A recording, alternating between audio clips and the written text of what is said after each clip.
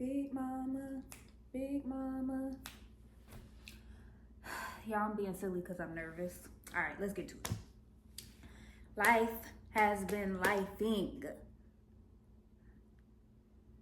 First of all, welcome back.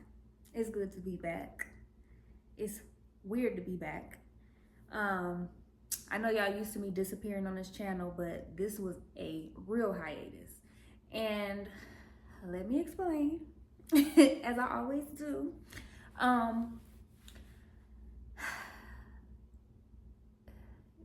So much has happened. But just because I'm back doesn't mean that you guys still won't see what actually happened in Arizona.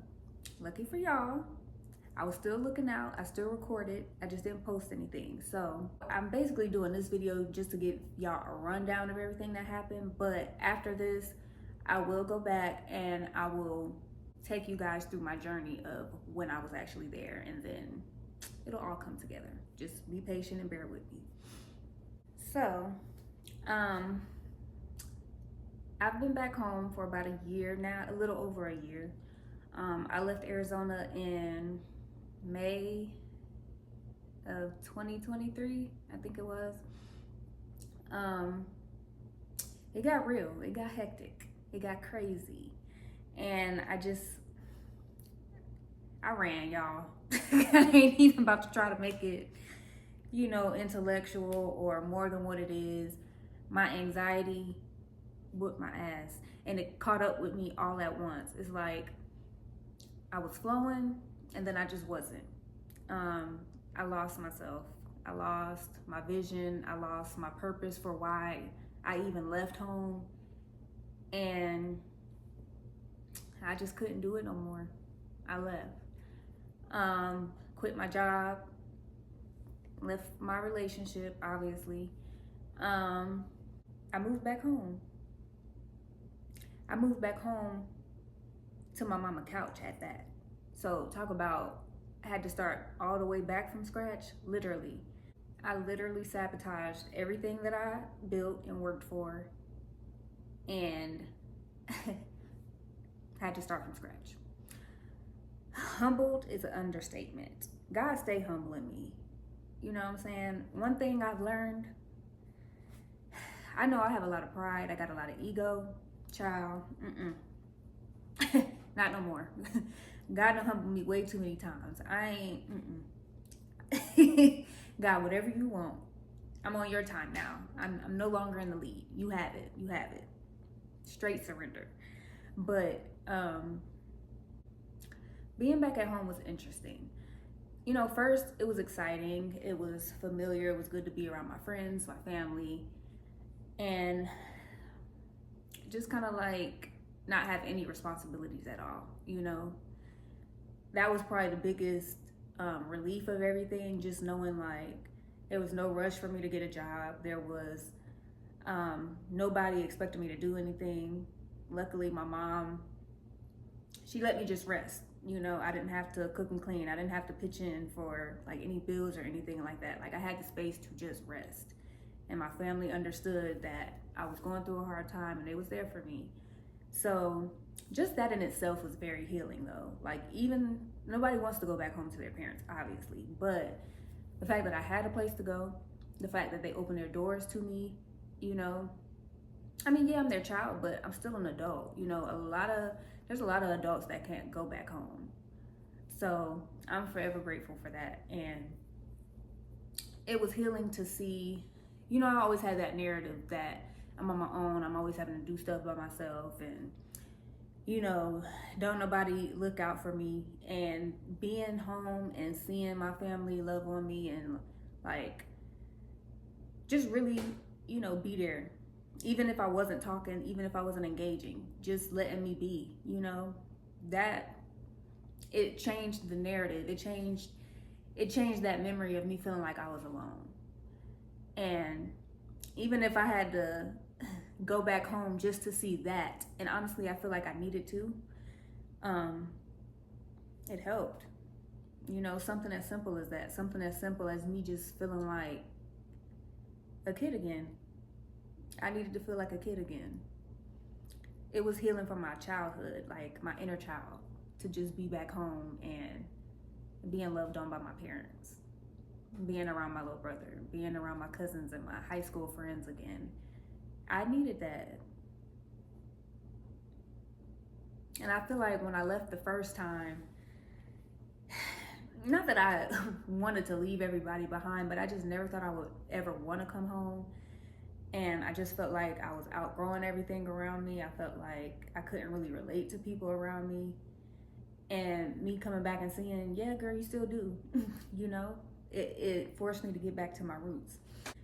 However, on the flip side, after about 2 months of that, the reality kicked in, like, okay, girl, you're gonna have to get a job again. You're gonna have to start completely over. You're gonna have to work. As y'all know, in Arizona, I wasn't doing any content. I was not motivated. I wasn't confident to really record like that. Like I said, I have a few clips and I'm gonna piece it together just so y'all can kind of see the vibes or whatever, but I just wasn't confident. And I feel like it was just because I just felt like a fish out of water. Like, I realized that I really jumped the gun with leaving. And I just fell right back into the same cycle of working a job that I hated, coming home being depressed, and it affected my mindset and it affected my relationship. It affected my ability to be able to show up. So even when I came home, like, my idea is like, okay, I'm gonna come home, I'm gonna find a job, I'm gonna stack my money, I'm gonna get my own place, and I'm gonna do my content, and I'm gonna grind it out. None of that happened. None of it, not one thing. So I was with my parents for about a year. I'm in my new home now. So I'm by myself again and getting back to the content, obviously, because you're watching this video. But I had the intent to, especially before I started working, to really focus on my content, and I still didn't do it. And it's like forcing me to ask myself, like, what is it that's really holding me back from doing it? Even when I have the opportunities to just focus on content and recording, I find an excuse to not do it. So it's like, do you really want to, or do you not? So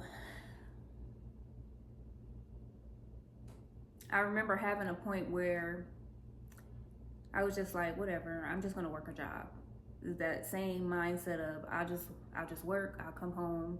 I don't like social media anyway. I don't like posting anymore. I don't want people in my business, which is still true, but I just had all these excuses as to why I didn't want to do this anymore. So I went back to work, and my job, it's a love-hate relationship. It's completely out of my comfort zone. Y'all know I like jobs where I can kind of like fade to the back and not do too much. And this is a job where I am in the forefront. I'm the only person working in my department, so I cannot hide. I have nobody to hide under. And I'm interacting with people on a daily. Usually, I'm to myself, or if anything, I can talk to my coworkers, but I've never had I haven't had one in a long time, like a job dealing with customer service. And that's what I'm doing.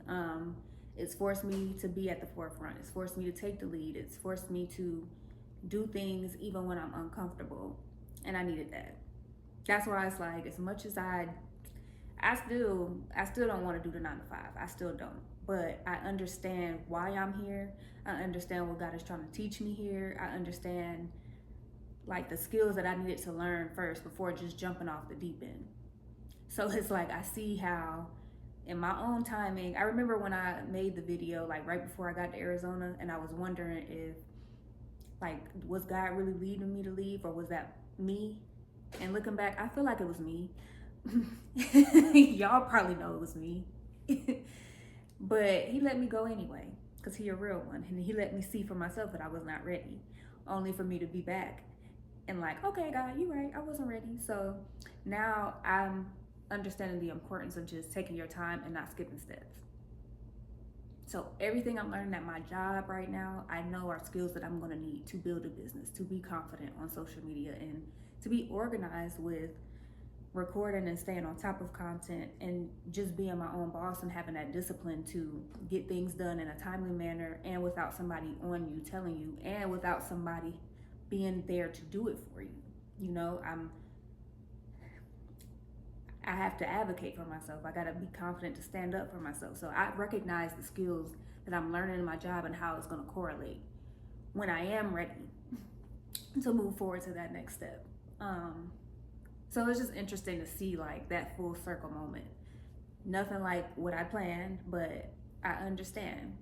So I'm finally in a good place. I've been at my job for, it'll be a year in tomorrow, actually. It will be a year. This is the longest, I mean, besides the job that I had before I left for Dallas, this is the longest I've been able to keep a job, really. Because after 9 months, I'd be gone. That's like my breaking point, usually. Once I get to 9 months at a job, I'd be ready to leave. So it's been a year, and I'm gonna stay. You know, I'm finally getting to the point where I'm comfortable. Also, it just made me see the importance of like sticking things out. There were so many times I wanted to quit that job, but I had to keep my mind focused on the bigger picture. I knew I wanted to save my money to be able to live on my own again. I knew me having my own space was very important for me to feel comfortable creating content again. I needed to feel good in my environment and feel like, you know, I could just be me. And it's still hard for me to do that in front of people. So that was a big part of why my content slowed down as well. So I knew I needed to get my resources together to live on my own. So that was my big motivation. And then too, it's me realizing that even if I leave this job, I'm gonna experience the same thing at the next job. So I might as well just stay here, get through this uncomfortable period, learn what I need to learn, and then I'll know when it's time. I'll know when God is like, all right, you learn what you need to learn, you can move forward. I can't wait until he say that, but I'm gonna be patient until he do. Also, I had a lot of health complications this year. The past, I would say 9 months, I've been dealing with complications from having fibroids. I've always had, well, not I've always, I started noticing my cycle become heavier, like literally as soon as I left for Dallas.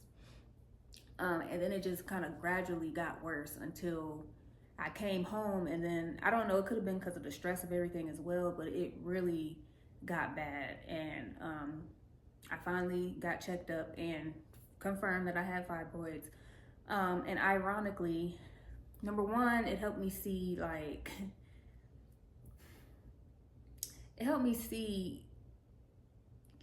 the, what's the word I'm looking for? How bad like the medical field is, like the state of it as far as doctors and finding quality healthcare. I've been hearing like a lot of women, especially Black women, say that they don't get their symptoms taken seriously. And I experienced that firsthand. I feel like everybody was downplaying my situation, just throwing birth control at me. Like, oh, it's no big deal, it's just fibroids. There's no cure. So just deal with it basically. And me, you know, I don't have kids yet, so I can't really get the treatment because most of the treatment causes infertility. So it was a scary time because it made me like question a lot of things about where I'm going next. Because the first thing she asked me was, you know, are you wanting to have kids and what is your timeline with that?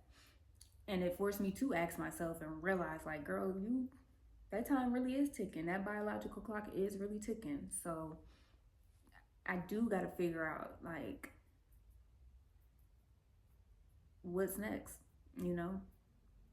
And I can't really, I mean, you can have kids at any age, and I feel like whenever God wants me to have them, if he wants me to have them, it's gonna happen. But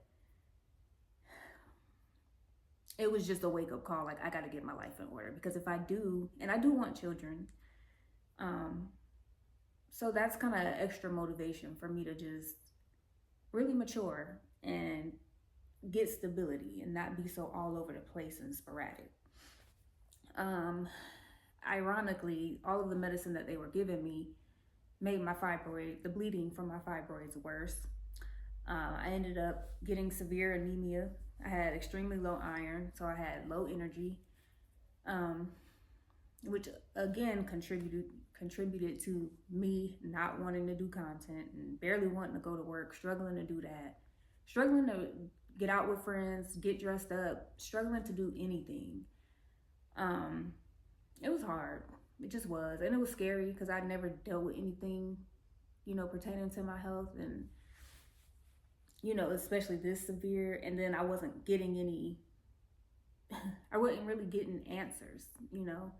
Um, and I feel like I would make a more in-depth video about my fibroid experience later on down the line, but y'all know I'm long-winded and I don't want to drag this out. But I ended up getting a myomectomy, which is just a surgery to remove the fibroids, but they can grow back. So fingers crossed that we're good. It also gave me a wake-up call that I need to be serious about my diet. So that's something that I got to get strict on, because I definitely didn't go through the process of that surgery just to end up right back. So I got to do things right this time. I got to be more conscious of the things I'm putting in my body. And really, I know that plays a big part in my energy levels and depression and just my moods in general. It's me realizing, like, I got to start taking these things seriously. I am getting older. So my main focus now is finding a routine. I got to get back exercising as well.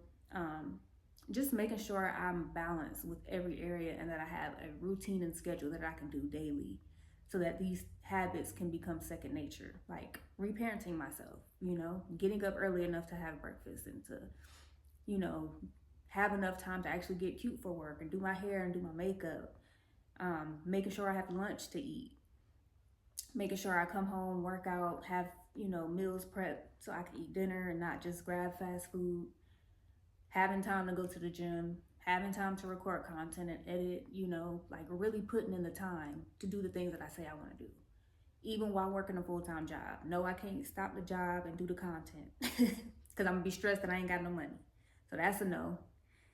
I can't just work and not do content because that's depressing, because then it makes me feel like I'm stuck in a job. So I'm gonna just have to grind it out. So that's what we on this year. From this point forward, we grinding it out, because I'm gonna do it and I'm gonna transition out of a 9-to-5 environment.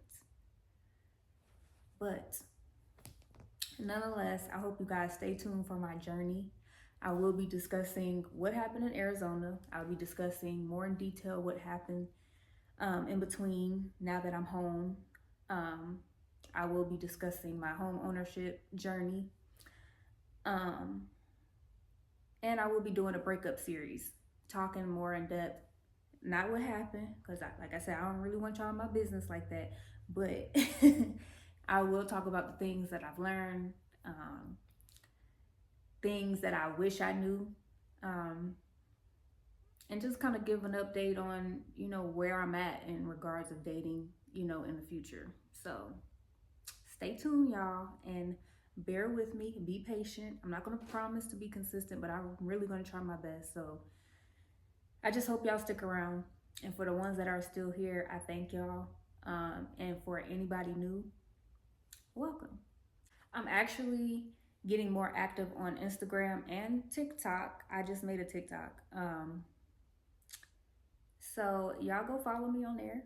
It's going to be, well, I'm still figuring out the content on there. But if y'all like this, y'all going to like that. So, just support. Bear with me while I find, my rhythm, and I promise y'all gonna like what y'all see next. So thank you guys for continued support, and I will see y'all on the next one. Bye.